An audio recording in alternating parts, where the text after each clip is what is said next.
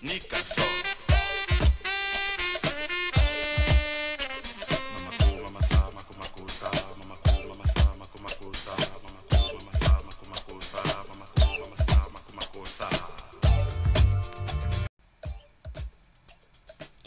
Salut et bienvenue. Aujourd'hui, nous allons continuer avec la correction du probatoire C Cameroun 2008, problème partie B.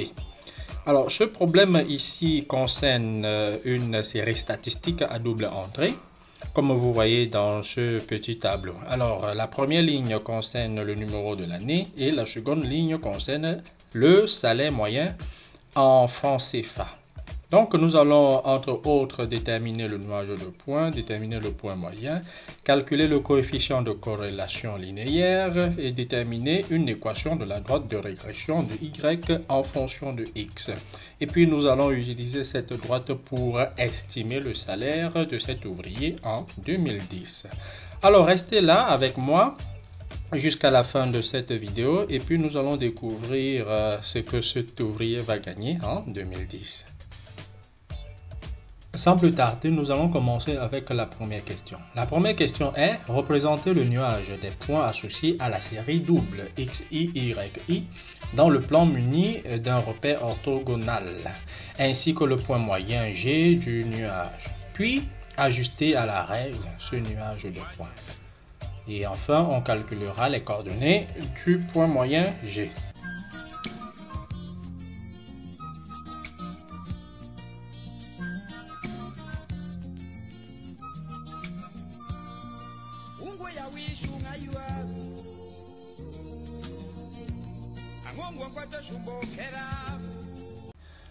Donc, nous avons besoin d'un repère orthonormé ou tout simplement un repère orthogonal pour représenter ce nuage de points. Sur l'axe des ordonnées, vous aurez le salaire moyen et sur l'axe des abscisses, vous aurez le numéro de l'année XI.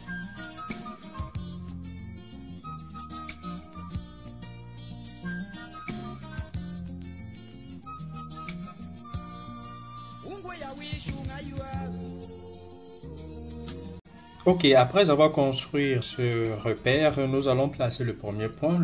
Le premier point a pour coordonnées 1, 1650. Le second point a pour coordonnées 2, 1760.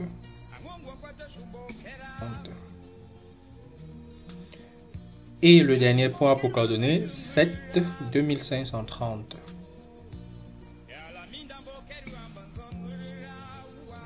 Donc voilà le nuage de points. C'est le nuage de points pour cette série statistique. Alors nous allons passer sans plus tarder à l'ajustement à la règle de ce nuage de points. Ici, il est question de scinder notre série statistique que vous voyez, que je vous ai présenté précédemment. Nous allons scinder ça en deux séries statistiques et prendre le premier point moyen G1 et ensuite le second point moyen G2 que nous allons représenter sur ce schéma que vous voyez là. Je scinde de 1 à 4 que je vais appeler le point donc je vais appeler cette série 1 et ensuite je vais prendre de 5 à 7 et je vais appeler ça série 2. Ajustement linéaire. Donc, pour faire l'ajustement linéaire, je dois d'abord déterminer le point moyen G1. G1 qui aura pour coordonnées 1 plus 2 plus 3 plus 4 sur 4. Et en ordonnée, j'aurai 1650 plus 1760 plus 1930 plus 2020 sur 4. Donc voilà, j'effectue l'opération. J'aurai G1 qui aura pour coordonnées 2,5 et en ordonnée 1850. Donc voilà les coordonnées du point G1. Alors je vais faire la même chose exactement pour le point G2. Donc G2 aura pour coordonnées, alors je continue ici à 5 plus 6 plus 7, je divise par 3. Et ensuite, j'aurai 2220 plus 2450 plus 2530 que je vais diviser ici par 3. Et en effectuant les calculs, j'aurai comme G2 coordonnées en abscisse 6 et en ordonnée 2400. Donc voilà ce que j'aurai. Et puis je rentre dans mon tableau, je rentre dans mon repère pour placer les points G1 et G2. Dans le premier point pour coordonner 2,5, 1850. Maintenant, je vais placer le point G2. Le point G2 a pour coordonner 6, 2400.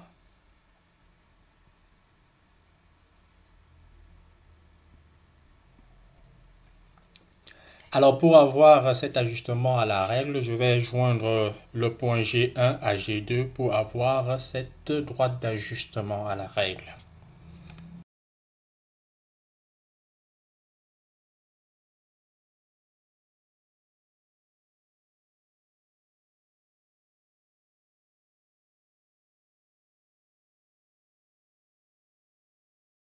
N'oublions pas qu'on nous a demandé de déterminer les coordonnées du point G. Le point G qui est justement le point moyen pour cette série statistique double. Coordonnées du point G. Alors, G aura pour coordonnées où X bar, c'est la moyenne pour la première série statistique XI. Donc, j'aurai X bar égale à somme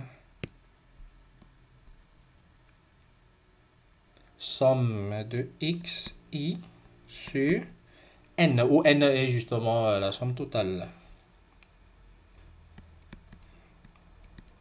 Et Y, pareillement, somme des YI sur N total. C'est sur la somme totale qui est égale à N. Donc, pour déterminer les coordonnées du point G, je fais G en abscisse X bar, en ordonnée Y bar, où X bar est la moyenne de la première série statistique XI, et Y bar la moyenne de la seconde série statistique YI. En effectuant les calculs avec X bar, j'aurai 1 plus 2 plus 3 plus 4 plus 5 plus 6 plus 7, le tout sur 7. Ceci va me donner, très rapidement, ça va me donner 4. Parce que la somme qui est au-dessus là me donne 28. 28 sur 7 va me faire 4. Y bar sera tout simplement égal à 1650 plus 1760 plus 1930 plus 2020 plus 2220 plus 2450 plus 2530 sur 7. Et en effectuant les calculs, j'aurai 2080. D'où G aura pour coordonnées 4, 2080. Alors, je vais essayer de placer ce point G sur notre repère. En abscisse, j'aurai 4 là. Et en ordonnée, j'aurai 2080. 2080, c'est-à-dire 20,8. Avec l'échelle de notre repère, j'aurai 20,8.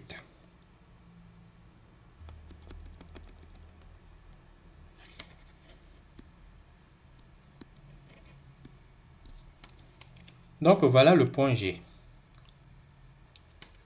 Sans plus tarder, nous allons passer à la deuxième question. Donnez une troncature d'ordre 2 du coefficient de corrélation linéaire. Et ensuite, on va conclure. Alors, lorsqu'on parle de troncature, c'est-à-dire lorsque je vais avoir mon résultat, je vais prendre deux chiffres après la virgule et puis je vais ignorer le reste. Très bien. Donc, il est question d'abord de calculer cette coefficient de corrélation linéaire. 2.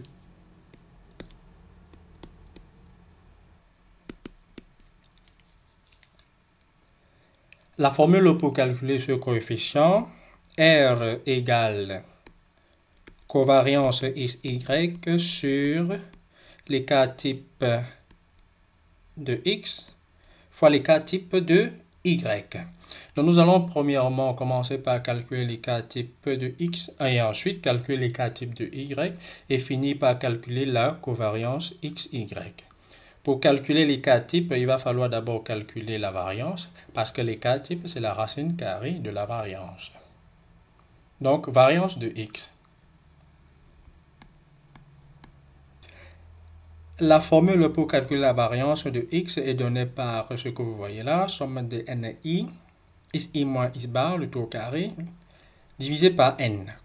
Comme à chaque fois l'effectif NI est égal à 1, alors nous avons ceci est égal à somme de XI moins X bar au carré sur N. Donc nous allons calculer ça.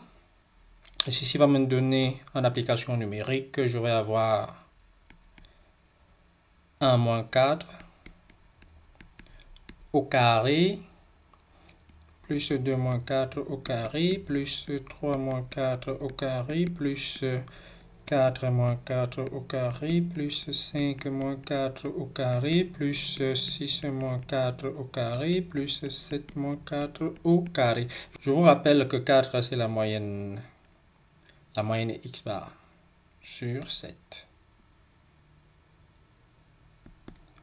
Alors, lorsque vous effectuez les calculs, vous aurez ici 9 plus 4 plus 1 plus 0 plus 1 plus 4 plus 9 sur 7. Ceci vous donnera 4.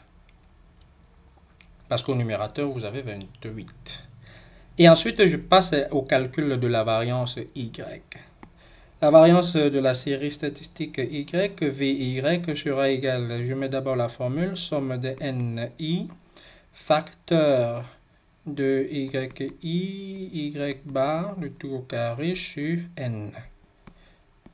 Comme à chaque fois NI égale à 1, donc je vais tout simplement avoir YI moins Y bar, le tout au carré sur N. Et puis je passe à l'application numérique. Ceci va me donner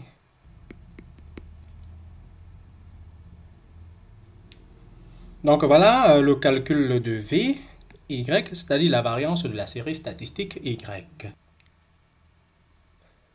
Après avoir calculé les différentes variances, il est question maintenant de calculer les cas types. Donc Vx est égal à ceci, c'est-à-dire, bien sûr on avait trouvé Vx égale à 4, dont les cas types égale à 2.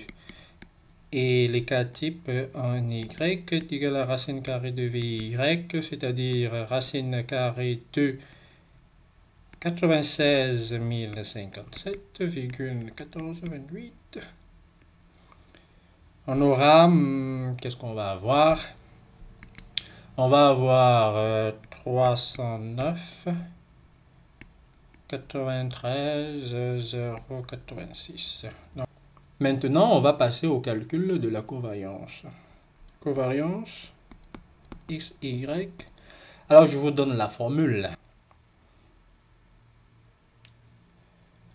Ok, sans plus tarder, passons à l'application numérique pour calculer cette covariance. Alors, je vais reculer là pour avoir de l'espace.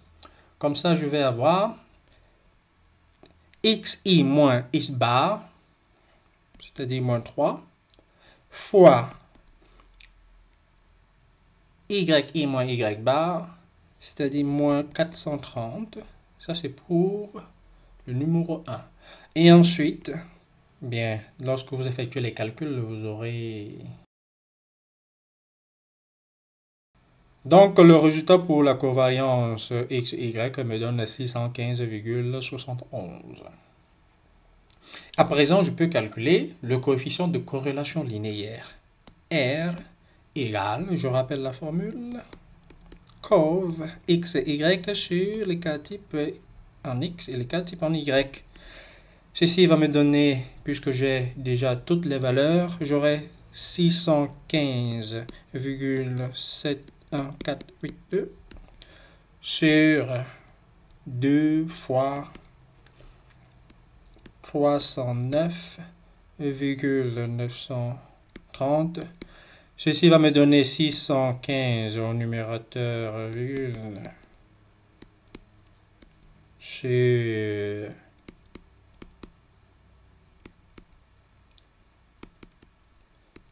voilà, et puis après calcul, j'obtiens 0,9933. Puisqu'on m'a demandé de déterminer la troncature d'ordre 2 de ce coefficient de corrélation linéaire, alors R sera égal à 0,99. Donc je me limite à 2 chiffres après la virgule. Bon, voilà. Donc voilà R. Je peux encadrer. Bam, bam, bam, bam, bam.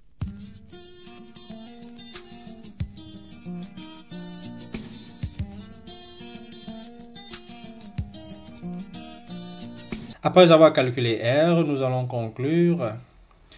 La conclusion est comme R tend vers 1, c'est-à-dire R est très proche de 1, qu'est-ce que ceci veut dire? Ça veut dire qu'il y a une forte relation entre les deux séries étudiées.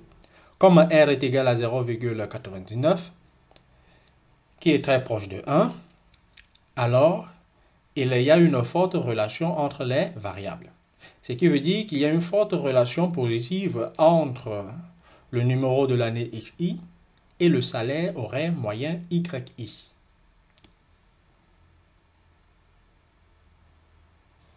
Sans plus tarder, passons à la question 3. La question 3 est déterminer une équation de la droite de régression de Y en X.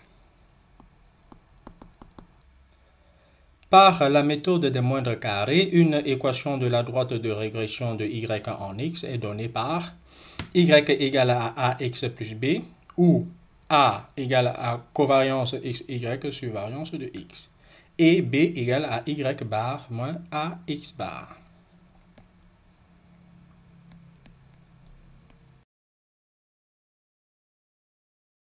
Ici, il est tout simplement question de remplacer A par sa valeur et de remplacer B par sa valeur. Je calcule A.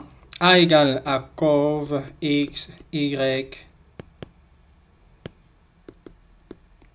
sur Vx. Ceci va me donner 615,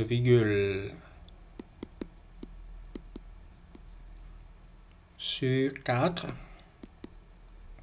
153,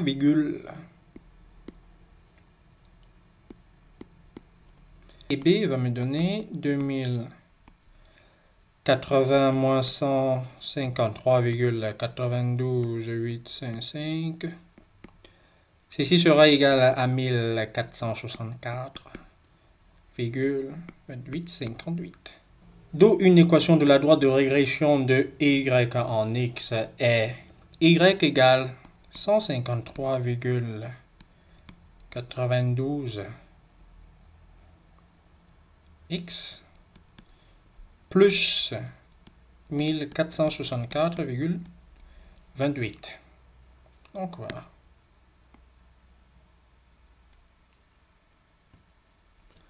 Alors sans plus tarder, nous allons passer à la dernière question. La dernière question est, en admettant que cette évolution se poursuive, donner une estimation du salaire horaire moyen d'un tel ouvrier en l'an 2010. Donc c'est la question 4. Alors pour cette question, le plus important c'est de savoir quel numéro de l'année correspond à 2010. Bien, en admettant cette logique, c'est-à-dire en prenant 1988 comme l'année 1, alors avec cette progression, 2004 va correspondre à l'année numéro 23. Alors si on fait correspondre 1988 à l'année numéro 1, alors 1989 sera l'année numéro 2. Alors si on continue dans cette lancée, ça veut dire que l'année 2010 va correspondre à l'année numéro 23. Alors comme 2010 correspond à l'année numéro 23, ça veut dire que X égale à 23. Bien, X égale à 23, Donc, je vais rentrer dans l'équation de cette droite pour avoir y. Y sera donc égal à 153,92 fois 23 plus 1464,2858. Alors, après calcul, j'aurai 5004,64. Donc voilà ce que cet ouvrier va gagner en l'an 2010. Ceci va marquer la fin de cette partie du problème qui sera aussi la fin pour cette vidéo. Rendez-vous à la prochaine vidéo pour continuer avec la partie C de ce même probatoire C Cameroun 2008. Allez, ciao, bye bye.